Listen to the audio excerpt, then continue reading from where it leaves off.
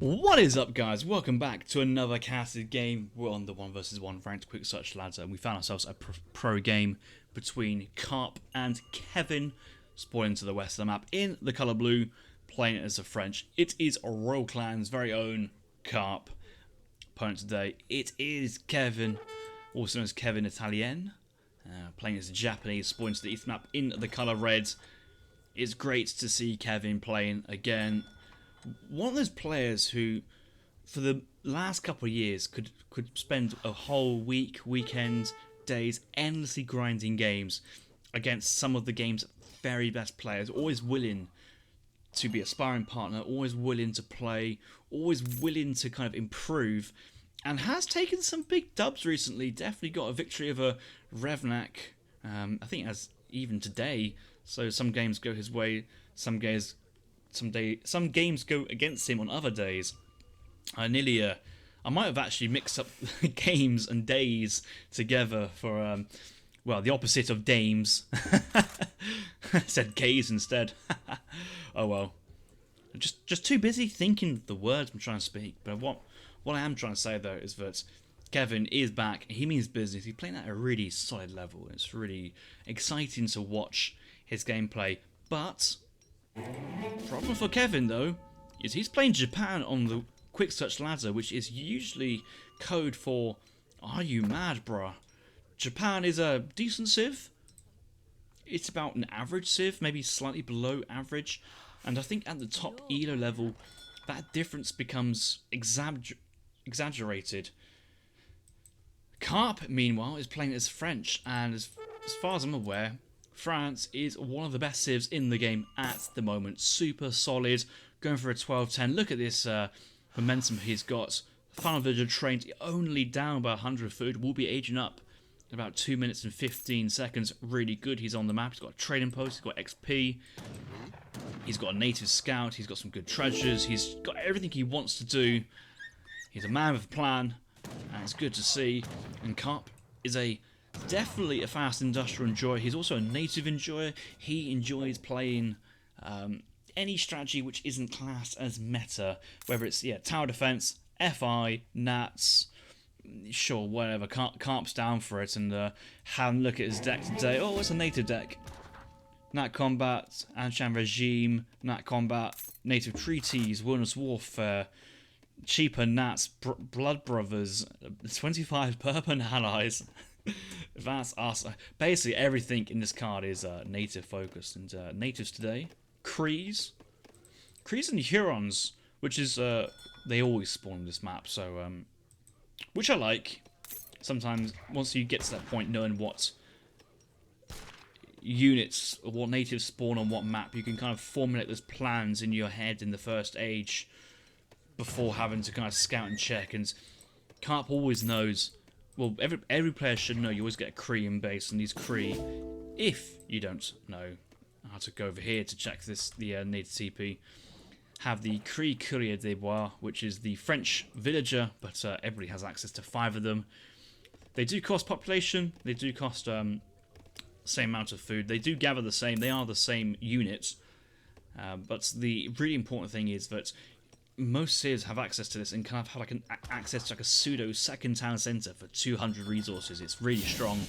Not many people make it, and oh, look at this, Carp. He's going for cheaper buildings.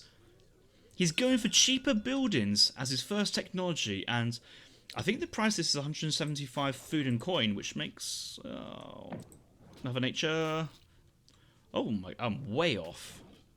125 wood and coin. So basically the same price as steel traps, but all of his buildings are now cheaper. We'll have to go on to Carp's point of view. Yeah, 10% off, 90 wood. But this over the time will mean so much to him. The trading posts now, they're... Where's the trading post icon? 180. I knew what the cost was going to be, but I just wanted to kind of visualize in the UI, but I just couldn't actually find out where this was going to be. And Carp, having this forward native embassy from the Anshan regime, hasn't quite made any of the Bourbon Musketeers, but the other thing we need to worry about from Kevin's point of view, oh dear, Kevin, I've just realised There's a technology here called Kree Kinship. Bonds of Loyalty enable Kree units to be trained much faster. Kree Coeur d'Ivoire build time 45%. All native warriors build time minus 45%, and these will train super fast. That's every unit here from the Royal Embassy will be training so much faster. And first batch of Royal Musks come out. The Samurai has caught the native scout. Native scout has seen Samurai, so he knows it is going to be the Torii Gates in base here for Kevin. And that information Carp will, well, the native scout will take to his grave, but Carp knows about this, and he's going to chase down this Samurai. Rather luckily, we'll catch this Shrine agent. I think he won't get to it before it completes, but was going to siege the Shrine down anyway, so same kind of objective, same outcome, but the different Shrine. God, this build order, I'm already excited by this build order. We've got a second training post, we've got the Huron TP come up, and that was how the 400 wood was spent. I think he was slightly delayed on getting his housing, wanting to try and get his Kree textile, so maybe get the housing before that, was it Kree textile, cheaper buildings. I don't think he saved too much resources, but as the game goes on here, you know, Carp should be able to save a lot of resources. How much so depends, because, well, you don't really need housing with natives, you already got your TPs down. You would certainly get your savings on the mills and the states, but that's super late game we get there. More Royal Musketeers do come out, and we finally see some Kree trackers from our forward native embassy, and these will be great units to deal with. The Ashes of Kevin. Kevin going for pure Musk. 5 Musk shipment, 5 Musk trains here from Kevin. And he's actually called in 5 Ashes from the home city twice. And yeah, the Kree is going some good damage. Decent range, very tanky in terms of HP. Weak attack though, but when you mix in the Kree with Royal Musketeers, which are normal HP, slightly less range attack, but very strong melee attack, and especially charged up pistol double attack. These are some really good units, and I love how both these native units have 4.5 speed, and actually the OG fast musketeer of Kevin can't even catch up. Carp would be very worried to call him Minutemen. He is going to call him Minutemen. A native treaty's coming in, so that's going to be a batch of Kree and a batch of Hurons. Minutemen get on the action as well. They don't have their great coats in, but they will be adding to the fight. And 19 went down there. What unit went down, which was 19 XP? Oh, no, it's just the Kree trackers, but it's just the extra XP that the Torii Gates has worked out some sort of magic happened. But 4 Kree and 3 Huron Matlets. That's a big return on that card. That's a huge amount of resources returned from native treaties. Kevin taking the fight, he needs to run away, and I think he's starting to realise, oh my god, the native horde is on here from Carp. Another 5 Royal Musketeers out on the field. And they start off with their pistol charge attack of 44 attack. 5 of them doing good damage of 220. And that definitely one-shots an Ashy instantly off the field of the play. Carp not yet to send in any native upgrades. Native combat is probably his first card he wants to go for. He sends in 700 coin. Is he looking for a age up here to get to the elite upgrades? Could mass more Royal Musketeers and send in your native upgrades behind us, but he's looking to send the coin now. Rest of the Kree and Hurons are crossing the map now. More Ashes still from Kevin. As Kevin realised that this is a pure infantry composition here from Royal Carp, and he should be thinking of the Yumi Archers, maybe Yumi Archer Nagi, but he's still in on Ashy play behind this. I guess it's because of the coin macro, but I don't know. I'm not feeling pure Ashes from Kevin. There should be some other units you can add into it. I'm looking at this amount of exports that Kevin has. Game having a moment time to think about what he wants to do next. All this export from Kevin. Consulate is coming up, so not aging up with the, oh god, what's it called, Shogun Shrine. Doesn't give him that export on the age up, so has less than he probably normally would. Gotta go Japan Isolate. Probably can go Shinobi no Monos here for some extra ranged infantry, which don't get countered by the Kree trackers and can deal with the Royal Musks pretty decently. Unless he's saving this for Bushido Principles, allows you to train units in blocks of 10, which would actually unblock the need for a second barracks here. You can do large batches of Yumi Archers and Ashes. You can see another successful batch of 5 units, but could get more with Bushido. Ashes move forward. They're just going to try their best to siege down this native embassy, and it's a good play as well.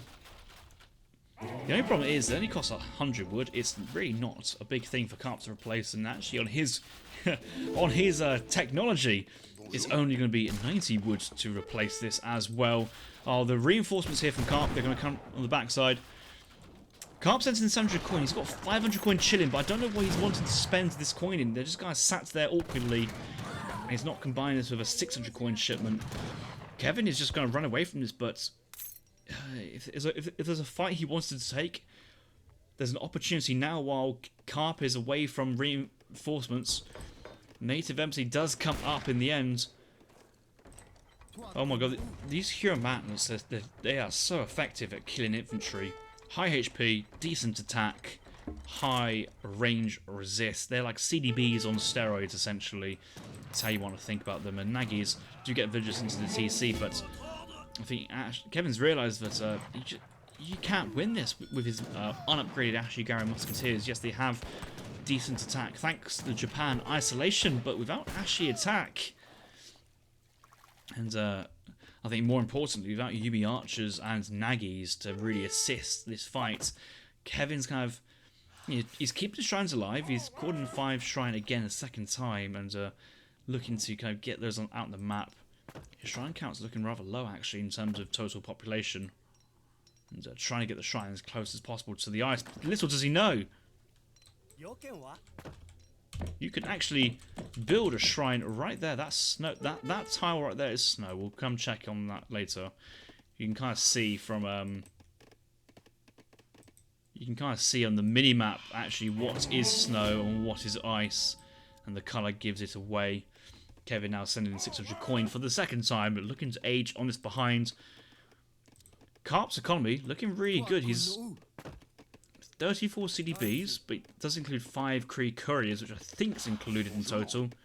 Yeah, 5 Kree couriers, 30 regular French villagers. Oh my god, he's only just getting his hunting dogs now. It was looking so good for Carp. I was super impressed, and now I'm filled with dread and disappointment.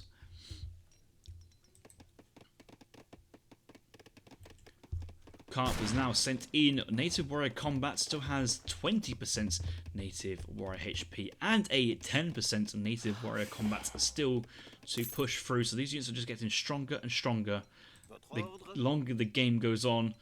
It's kind of all in on this, yeah, food and wood. Going to get Stagecoach here.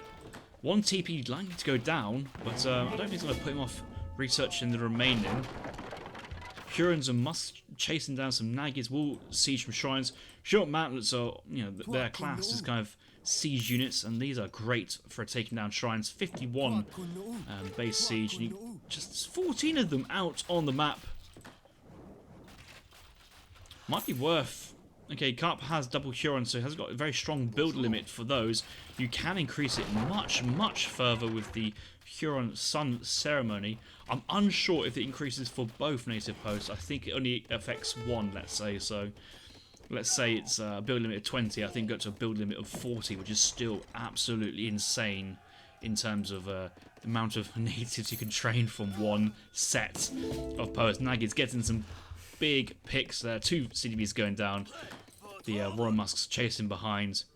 And Shinobi no Mono's just sat back at base in stealth. Unfortunately, until they're actually in combat, they're not really contributing.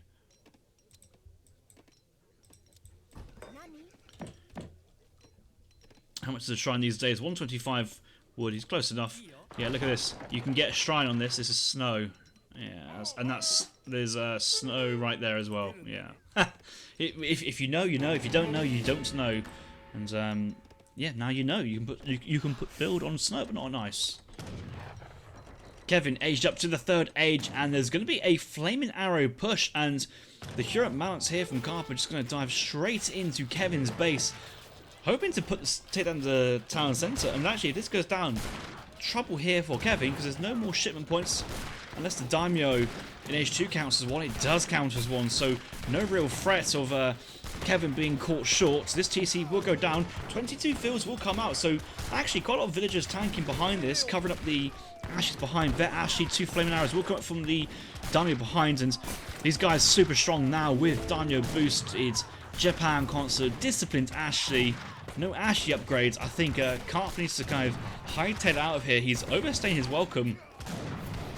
Yes, villagers have gone down, but unfortunately, these are H3 units and artillery behind.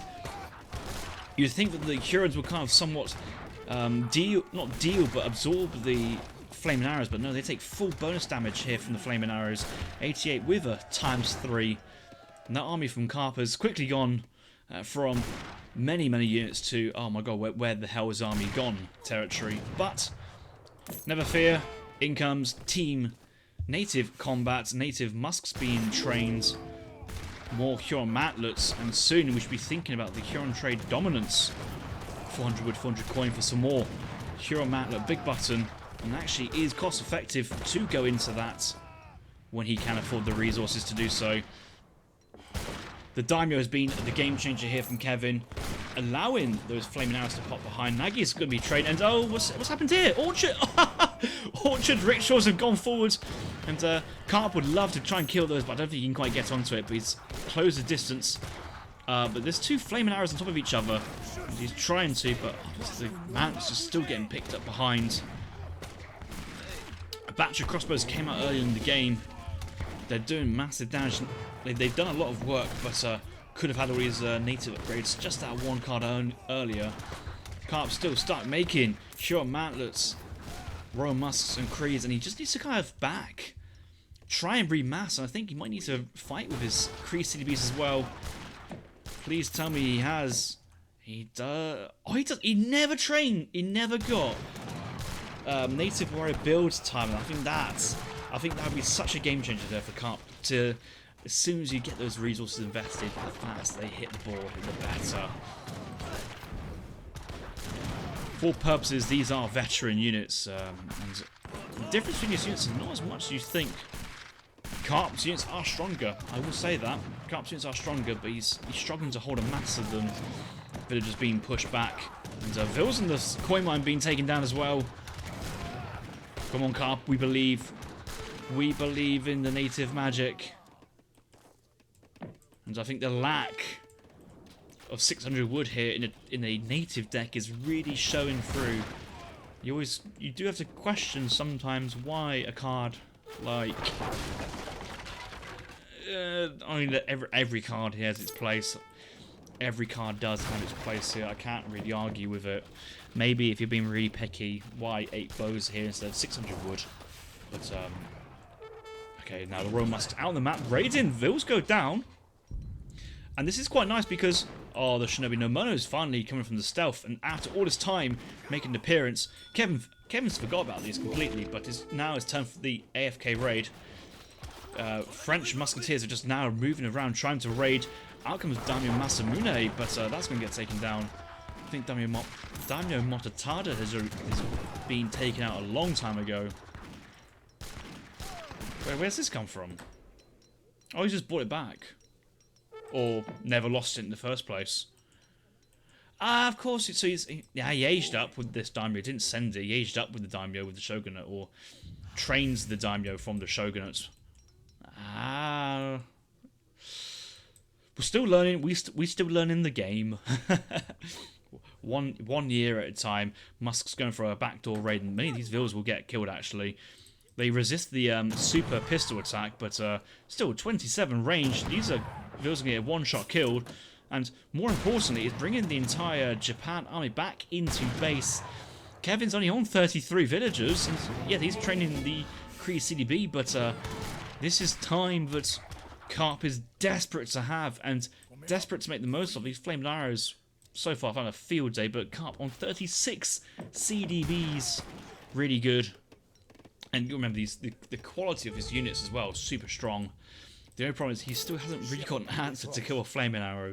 I think once Kevin realises this, he might actually send in something like 1,000 gold. Yeah, he could send in 1,000 gold, make a castle, and just spam flaming arrows up. That would be a really good play. actually buying back his explorers here to build some shrines, it looks like.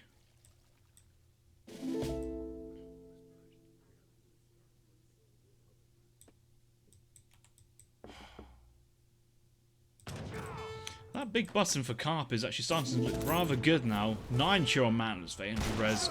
The question is though, when would he ever get his 400 wood stockpile? Oh, keep moving them, keep moving them! Oh!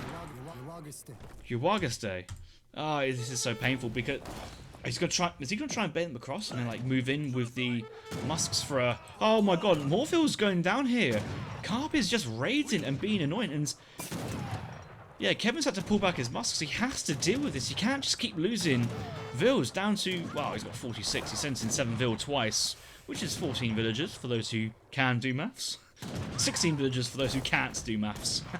I've already used that joke recently. I should think of some new jokes. Oh, just the flaming arrows are so good. Like, I think light artillery in general, like the flaming arrows, is so underrated. 3 movement speed. And they don't do a huge amount of damage, but they don't need to. They have a decent fire rate, very targeted attack, and they're so cheap as well. I think they're cheaper because of the Shogunate. Yeah, they are. Yeah. See, learning every day still. Musk's going for the backdoor raid. Still, look, he's still going for Vill kills. He's just trying to kill the Vills. The problem is, at some point, he will need to amass an army to deal with the Naggies of Kevin, and eventually, Kevin will have an army unkillable. And I'm just looking at the amount of ashes. He's got 52 ashes, and there's no way that Carp can train 52 Royal Musketeers. And he's just gonna walk into the base. And I think Carp has just got himself the... Oh, he still hasn't got that tech. Just a couple musks just chilling back at base.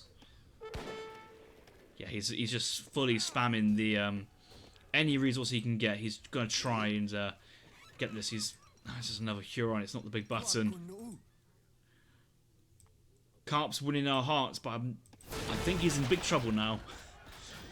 And to lose this TC is gonna be a problem. No more villagers, no more spawn points, and more importantly, no more place to call in your Huron and big button.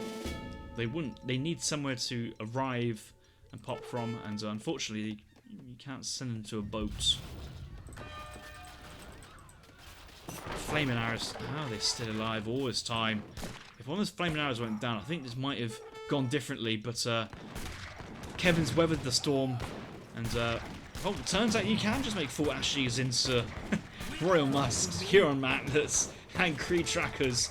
He's going to take this fight. But meanwhile, Carps is losing the base to flaming arrows and a bunch of ashes as well. It was fun while we believed.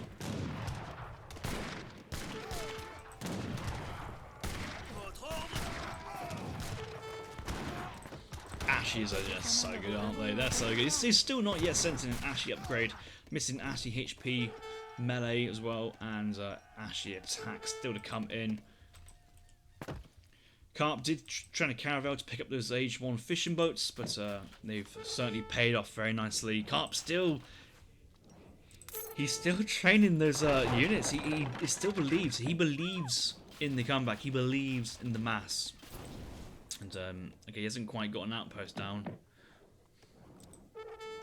Actually needs another house to train these Royal Musketeers.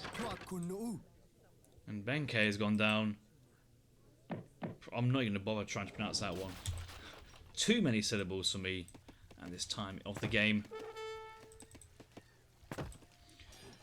Carp is throwing a lot of resources. It's just too much hassle to try and get a TC up and age. He's still trading the Huron Mantlets and the native musks, but in come the Nagi and the Ashy. The combination Nagis are going to dice up these Huron Mantlets. I think Carp's realised that even the greatest comebacks ever to witness of Age of Empires 3 was not on the card today, and so therefore he typed in the GG well played, hit that resign button. But for a moment, for this push, I thought Kevin was going to be in big trouble then, but turned out, luckily, the Daimyo on the age up from the Shogunate was able to receive the homestead shipment of the 2 flaming arrows, and that was what caused massive casualties in those fights. Each time the flaming arrows were shooting a Huron Mantler, they were doing full damage, and that was about 270 per volley. Yeah, and they still are alive to the end of this game. Huge damage here, 80 times by 3, 240 with splash. Okay, let's call it 270 with the extra area of effect damage. And that's most of the HP of the Huron Mantlet, and there's just not enough build limit on the Musketeers to spam them out and match up the Ashy composition. Missed a couple Kree there. Kree trackers, they would have helped tanking. But unfortunately, it's just the fact that Kevin had artillery at that point made this kind of combination really awkward. And, you know, Carp just not having any cavalry natives because of the map is rather unfortunate in this situation. Also, he does have the cav combat, and this affects all cavalry. I think one of the cav cards in Age 2 also affects all the cavalry as well, including natives. So decent ideas there. Kevin just trying to take the Krees over, very, very cheeky in the end. But I think the idea what Carp was doing was incredible, and actually utilizing that Kree building tech, which I'm gonna say is the most amazing thing ever since sliced bread, but probably didn't actually pay off at all, considering how little amount of buildings Carp actually even needed to build, considering stuff like, you know, went full native posts, no barracks, no stables, not really in housing. I suppose it also builds the buildings faster, so it does. I think he paid it off eventually, but not having the build time was actually a bit of a bummer there for Carp. I think he really enjoyed faster train units, and quite a few engagements would have got those units out quicker and would have turned the tide to result. But I doff my cap to Carp. That was a fun one. Let's have a quick look at that post game. Well, population is not military population is not going to work, and military unit count's also not really going to work. I suppose actually as closest we got. The Huron Mantlets, they're 1 unit each, but they represent 2 population worth of strength, maybe 3 actually, because they're like those tanky mantlet style. But once the age up comes in, even though the TC went down, the Japan army just decimated the French army. The Japan consulate, veteran Ashi's daimyo support was just too much, and that scaling damage was just too much there for those infantry natives there of Carp. Many vills went down, 40 down to 32, but Kevin sent in 7 vills twice and back up to 48 vills. Meanwhile, Carp was losing many vills as well. Slowly retrained him, but I think starting to run out of hunt on the map, then lost his TC, then it was pretty much game over at that point. But God, man, that was a fun one. Guys, I hope you enjoyed that game, and I'll see you guys in the next one for some more Age of Empires 3 content.